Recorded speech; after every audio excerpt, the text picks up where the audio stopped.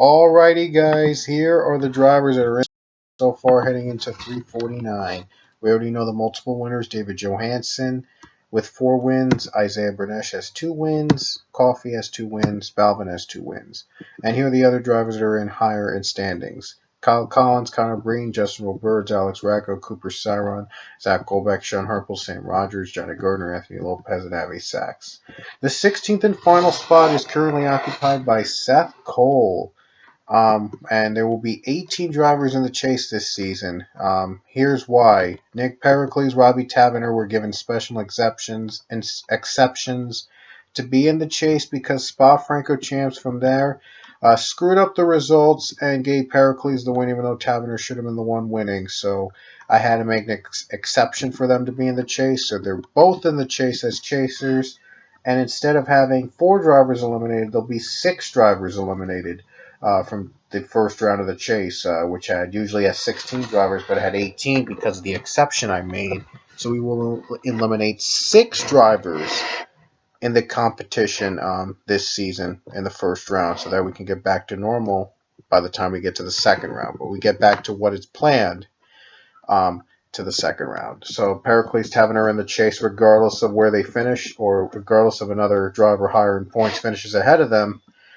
Finishes ahead and gets the win here at 349. Pericles and Tavener are still in. However, Seth Cole could be knocked out for another driver who has a win, who is higher in the points than Cole is right now. So Cole's in trouble pretty much. And these are the one-time winners that are not in the chase. They're right now out of the 16. Joshua Balkin, Mitchell Riggs, Devin Whitson, Cody Hagan. Balkin needs to finish at least 22 positions ahead of Seth Cole, which is a long shot, but he can do it. It can be done because 349 is unpredictable, especially with the turn of death. It strikes anyone at any time. So, well, it could strike Cole, it could strike Balkin, it could strike one of the chasers. You never know who will strike. So Balkin still has a chance. It could be done. Mitchell Riggs, 26 points. He needs to be 27 positions ahead of Seth Cole to get the final spot.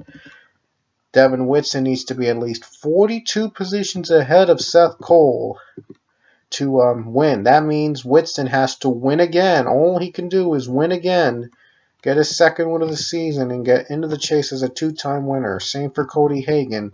Only has 1 win, but is the lowest of the one race winners in the points, and so he is out of contention unless, though, if he gets another win at 349.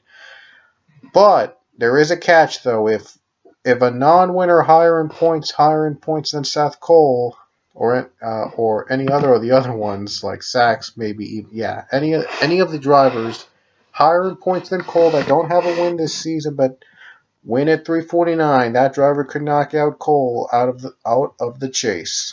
For example, Mason Wood is second in the point standings on the right. The race points manager standings, Wood is second, but he doesn't have a win. Hudson is 4th in the race points manager standings, but he doesn't have a win either. Neither does Navarro, who's 8th, Voiles, who's 9th, and Sarah Paddock, who's 10th. Any one of these could win and knock Seth Cole out. Acosta as well. Lawler, Hunter, they have a chance. Seth Cole right now currently stands 31st in the RPM standings. That means for Ethan McDowell to get into the chase with a win.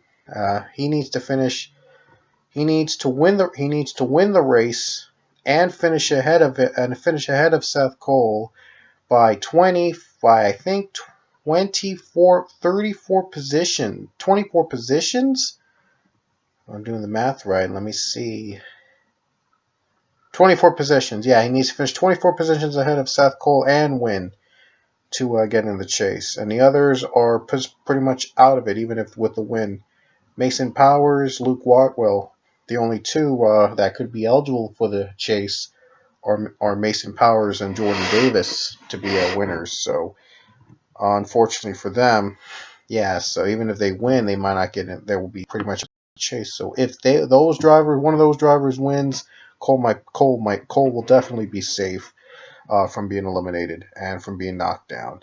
Anyway, you may notice some have one less race start than the others. 24 we're up to right now. We're going to be 25 at 349, and the season will end at 35. But three drivers in particular have one less start than the others. That is the ones that are the notable ones are notable ones are Nathan Hudson and Jordan Davis, and the reason for this is because I explained it at Montreal. They had a DQ penalty, some sort of an imaginary disqualification, so to say. The results didn't have their names on.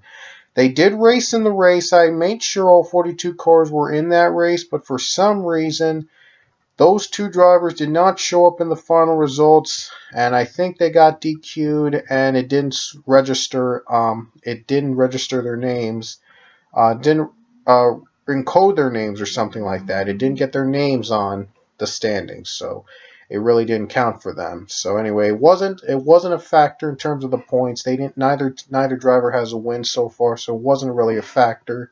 And the other driver with one last start is Pichu, but that was, I think, at Spa Franco Champs because the track only holds 41 computer-controlled cars, and I had to leave one out. So Pichu, since he had the highest number of every driver, he had to sit out for it because all the drivers starting were set up by numbers. The lower the number, the more chance you'll get it as to start the race, unless if you change some settings and you remove one driver intentionally.